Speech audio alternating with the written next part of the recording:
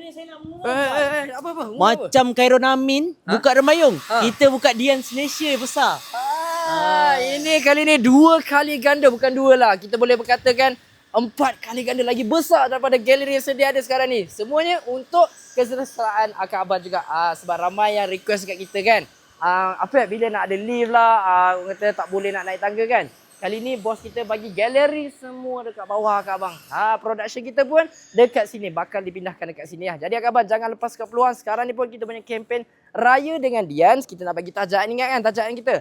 Tajaan umrah ada untuk 6 orang. Tajaan duit raya pun ada 30,000 untuk akak abang juga.